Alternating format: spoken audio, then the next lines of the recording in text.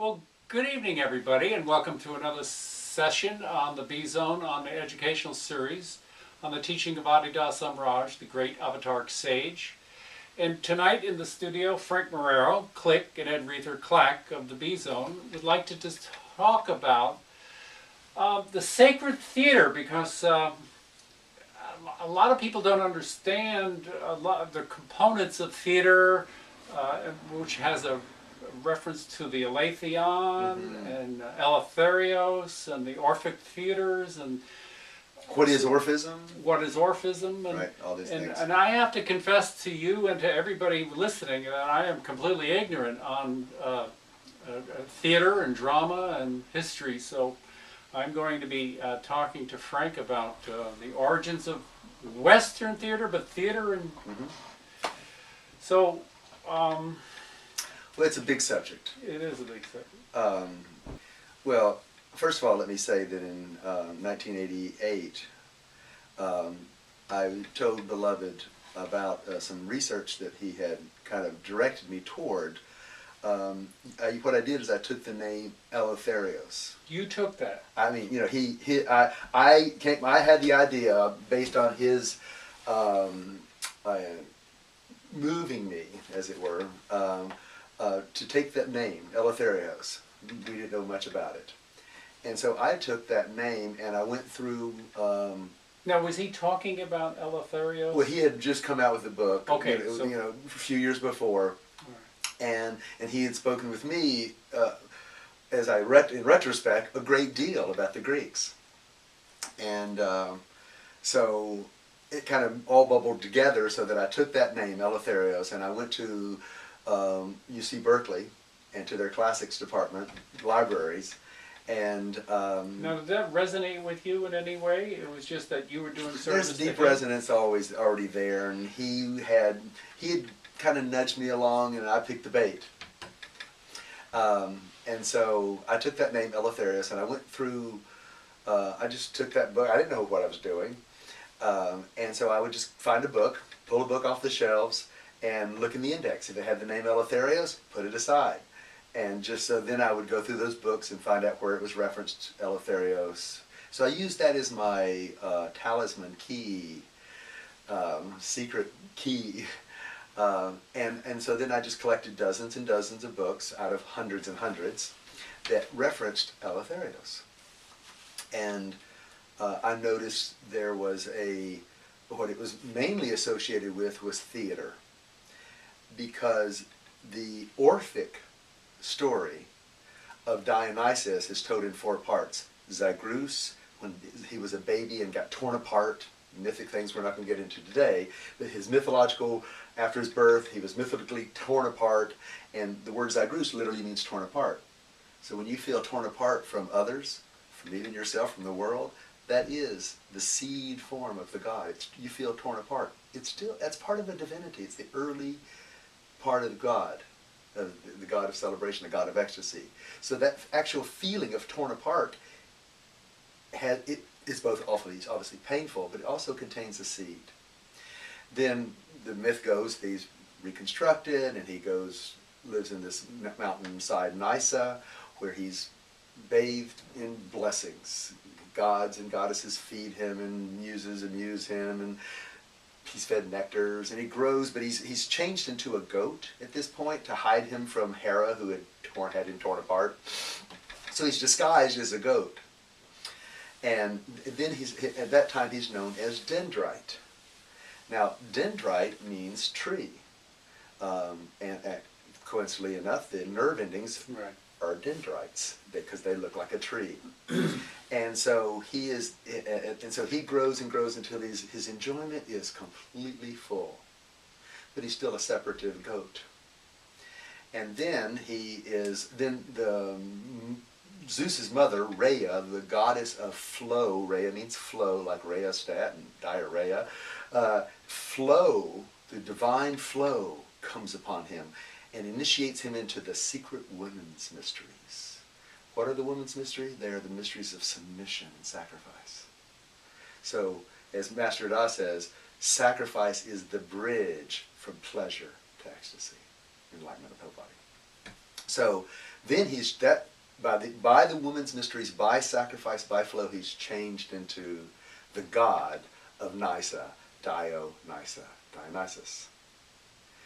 Okay. And so now he's a god again. Now he is restored and full of, and now he's the god of He's celebration. Zeus in his full. Well, he's Zeus's son, of course, and then he grows and grows in power until he starts touring the land, teaching people how to celebrate. He is the god of celebration, teaching ecstasy and winemaking, by the way, and so he can change water into wine. His father was God. His mother was immortal. Sounds like.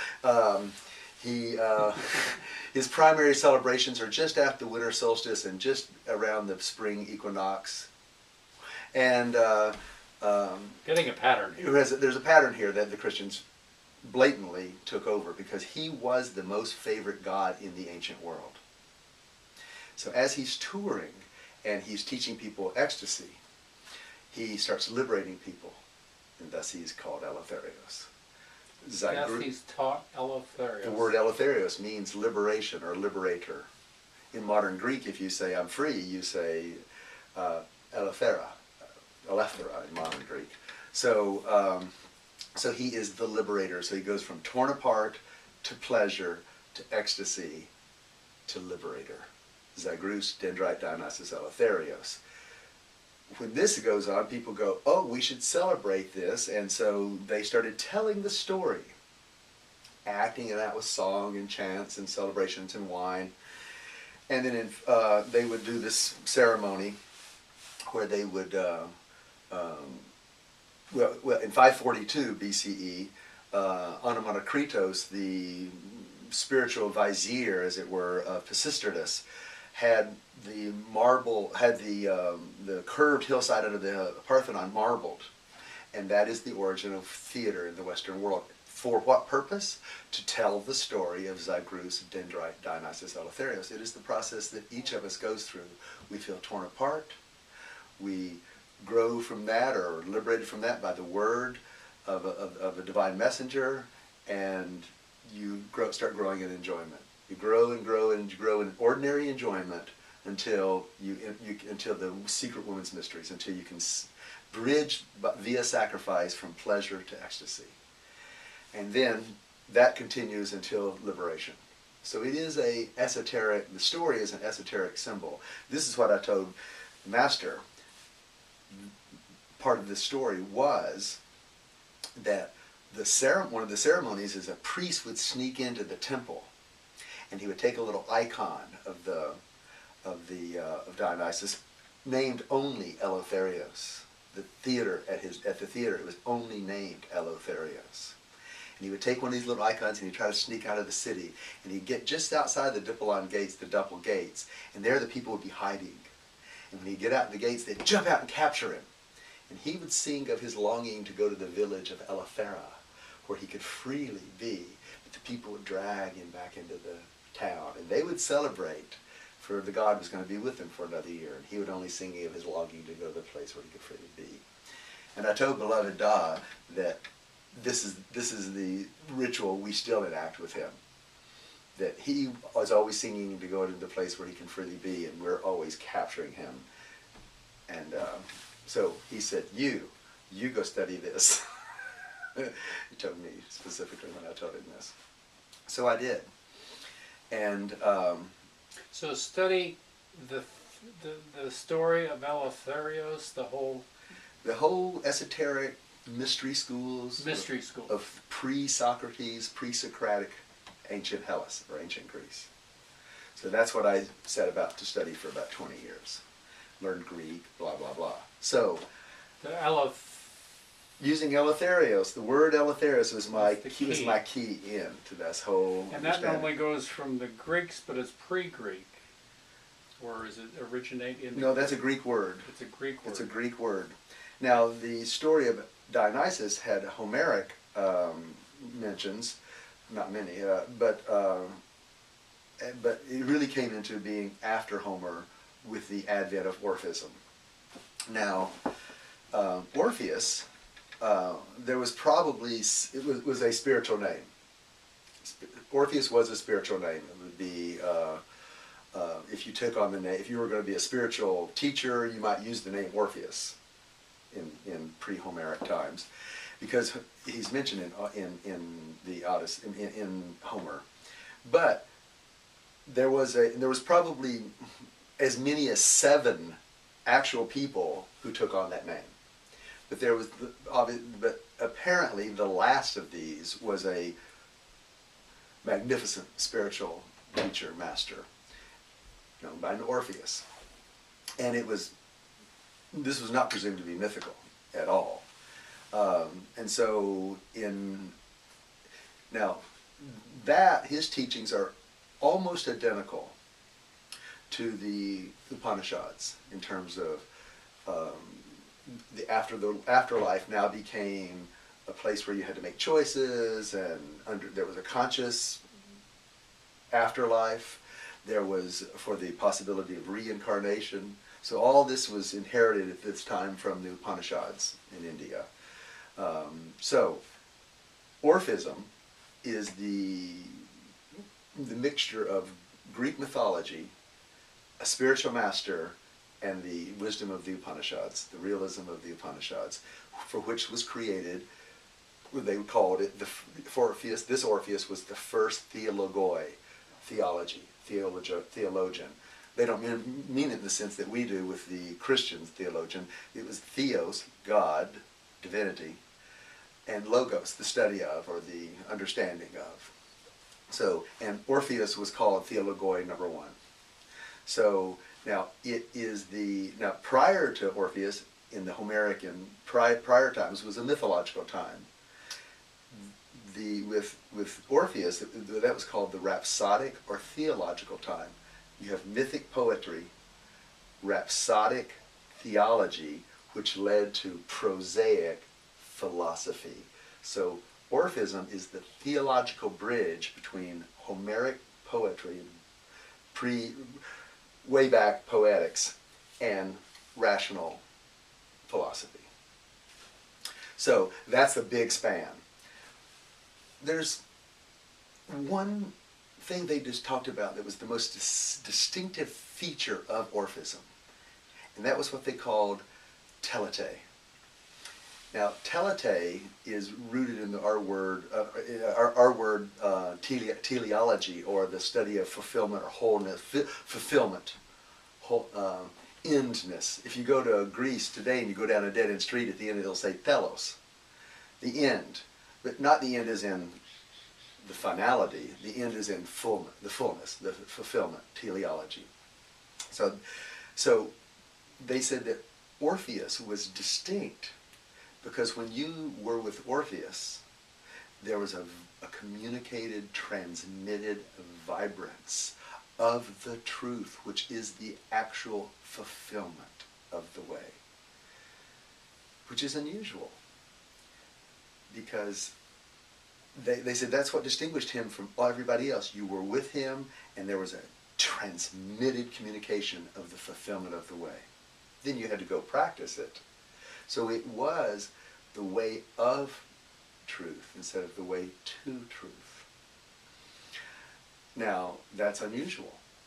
Most spiritual paths are the way to truth, but Orphism was distinct in this vibrant telete.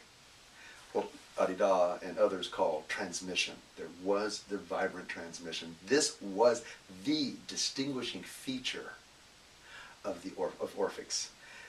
People who followed him, that were devotees of him, that kept this going for a couple centuries, were called Orphitelete. Those who had been initiated by Orpheus then could initiate others into the feeling of the fulfillment. Now, what is very interesting is that telete, translated into Latin, is initiare, initiation. But think about it. Latin means first, initial. Telete, the fulfillment, the end.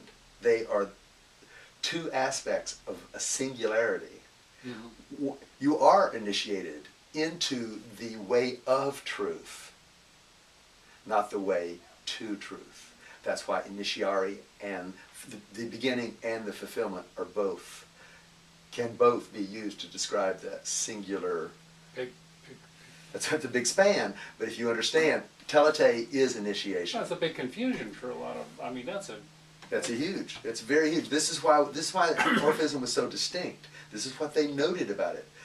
Also, the other big thing that was noted about it was the massive amounts of books that you had to read. They were quite literate. The whole collection of books was called the Orphica, of which Plato was said to have been able to quote it at length. And not a single piece of it survives, by the way, only references to it. So, Orphism, Orpheus, is this transmission of the way of truth.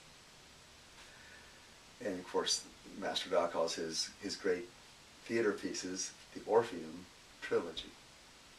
Now, I wanted to also say something about how this relates to the word, the Aletheon, Master Da's fulfillment text.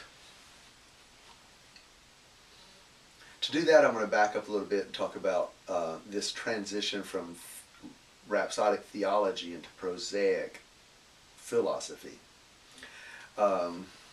Thales, in the very end of the 6th century, beginning of the 5th century, he was said to, by all, to be the first person to speak prosaically, or as Aristotle said, scientifically. Didn't use that word, but the first person to speak scientifically about the nature of things. And people spoke prosaically in ordinary ways, but when they started speaking about great matters, they would be poetic or rhapsodic, poetic, Homeric, rhapsodic, Orphic. And so, so Thales was the first person to talk about the way things are. He didn't say at the beginning of everything there was a golden egg. No. No. Arche, meaning at the beginning of everything, he said, must be water. Look at everything that grows. Without water, it's nothing. So he said water, some kind of water. It's not water in the sense that we mean like, oh, there's water. It's better described as hydrozoism, that there's some kind of liquid, living liquid at the root of everything. Must be. Look at everything that grows. And his younger friend, not student, Anaximander said, no, I don't think so. I think that the origin of everything is that which is indeterminate, without bounds, infinite. And so that began a series of, then his younger student, Anaximenes, said, oh no, I think it's too indefinite. Can't be. If it's indefinite, how could it be made anything? It's got to be made something like air, ether at the origin of everything. And so arche, what's at the beginning of everything, was a big discussion. Let's talk about scientifically, as we would say, what's at the origin of everything? Well, that went on for about 100 years until Parmenides came along and said, who cares? What is the truth? Who cares what's at the origin? What is the truth? Now, that was a big moment. That was a big step. Step aside from what's at the origin of it. What is the truth? Let's talk about that. Now, the truth is a word, aletheia. Now, this is rooted back in an Orphic story of when Orpheus went into the underworld to get Eurydice, and he came back. He saw how the underworld works, it was said. And it was said that in the underworld, when you die, the only thing left, because thought and body are ripped off, the only thing left, the only quality that still remains is the quality of thirst. It is the thirst of every unfulfillment in your life. You wanted to have this work out, you wanted, it would only been better for this. That thirst, stripped of the body and stripped of the mind, is the only thing left. Just driving thirst. You're immediately in the underworld with this thirst. You come across a lake, pond, whatever, water, and it was called the Pool of Lethe. Now, Lethe is translated in our word lethargic, best also in our word lethal, by the way, but lethargic. It's usually translated as forgetfulness or coveredness. So you see the water, and they say those souls whose habit during life had been just to go for, hey, she was good, I'm going to follow her. Hey, yeah, I'll have another piece of pie. That you did not have any restraint. You had not been initiated into what is greater than the body and mind. Then you would just go for the first thirst. I'm thirsty, there's water. Hey, all right. But those souls who did that drank the water and their thirst was satisfied, but then they forgot who they are. And then they rise and wander the gray plains of asphodel forever. Asphalt. But those who had been initiated into the Orphic mysteries know to pull back, not go for everything. Show a little restraint, will you? Those who had been initiated into the possibility or the practice of truth, when they saw that first pool, they knew, don't go for the first thing. Instead, look up from that pool. And there you'll see another pool. I used to say mnemosine, what we call memory. Remembrance. And they say to find that, you look up and there will be a white tree. And at the base of that white tree, you'll find this pool of remembrance. You drink there. It also satisfies your thirst. You rise knowing who you are, remembering everything, and you enter Elysium, Elysian fields, heaven, paradise. Unending celebration was its characteristic. So the key here was to look up from lethe. Lethe, not lazy, Aletheon. You look up from your laziness. Truth literally means not lazy. Literally means not lazy. And not lethal, of course. But truth means look up from the pond. The self-fascinated pond of your own satisfaction. Look up from that laziness. That's aletheia. That's conscious life. That's what truth is. I mean, just like, wow, who knew? Mm-hmm. And so, now, that's the Orphic side of that, which people knew. Now, Parmenides, when he came along and said, what is the truth? Of course, they understood this, look up from your own laziness. But he used it also in another sense, as who cares about the origin of everything? What is it? If you'll figure just that out, and he said, if you find out what it is, you will find there is only one being, only. That is the truth. So that, and he said, there's a long poem that he wrote about all this, in which you see Theia, the goddess Theia, to see, when light comes out of your eyes and you see, participate, that's seeing. So you have to enter a process of seeing to experience the goddess sacrifice. So this seeing and practicing, this is what is required to see the truth. So out of these two streams, confluent streams, one of, it's not the origin in the sense of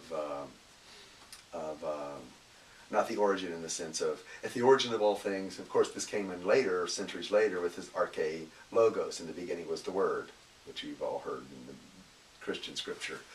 So that stream continued, but Parmenides said, no, what is the truth? And if you enter into an investigation of not being lazy, entering into discerning what is real, what is the truth, that you will eventually come to the path of justified confidence, where you will find the truth without Genesis only.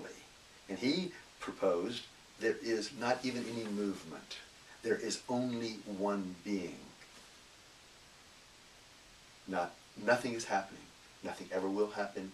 Nothing ever has happened. There is only a single event, and we are not rightly related to it. So Parmenides, and he toured, and people were awestruck at his statement, declaration, and demonstration. Out of these comes the Aletheon.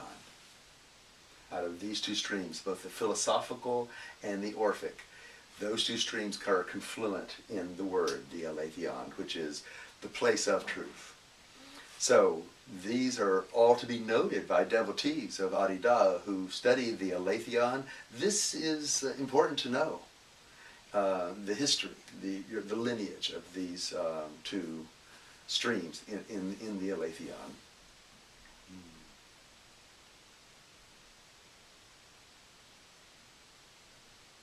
Anything else? Well, anything else? Well, let's sit down and have an 8-week course. Yes, that's an 8-week course crammed into 18 minutes, I agree. But I want to go back to Eleutherios and theater. Yes. Well, theater is in that same group of words, seeing, Thea, goddess, Thea, theater, you see it. And it's this kind of seeing is not like, oh, there's a tree over there. It's participation. It's participatory. So etymologically, you are participating. That's what's required for theater. And so people would watch the theater, and they would be instructed in what is it to mature.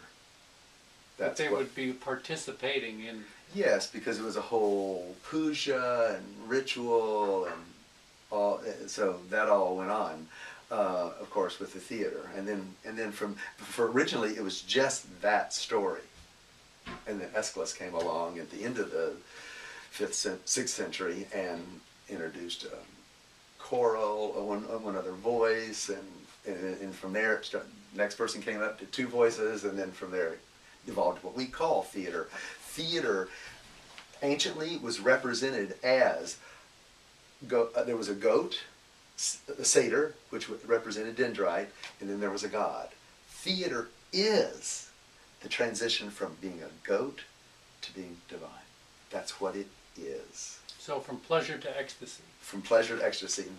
It is the process of maturation, particularly focused on the moments, or the transition from being a goat, being just a pleasurist, into being a sacrifice to the divine process and condition. That's what theater is supposed to serve. That's what theater is. Every true theater is about a transformation. That's what it is. That's why it's projected for you, so that you can learn the lessons, so that you can grow and be transformed. It was one of the healing arts as well. So, Eleutherios is and like I said, the Eleutherios was the name of the theater temple. And they acted out Zagreus, Dendrite, Dionysus, Eleutherios. That's what theater is. It is the process of going from feeling torn apart to growing in enjoyment, to becoming ecstatic, to becoming liberated. That is theater. That is theater. That's the great theater. It is something you see. It is something you participate in. It is all those etymological roots were known to them. These were not, to us, they've become different. Seeing and God and goddess. Let me give you another etymological insight. The word theos, which is the male form of thea, is, my favorite definition was that of Aristotle, and he described theos as the same thing that you see when you notice a flower blooming, a sunset, or the recognition between friends. So think of what is the same in flower, in sunset, or when friends recognize each other. That is theos, divine. Wow. Isn't that great? Yeah. So that's there in that word theater. That is there in that word thea. That is, that's what it is.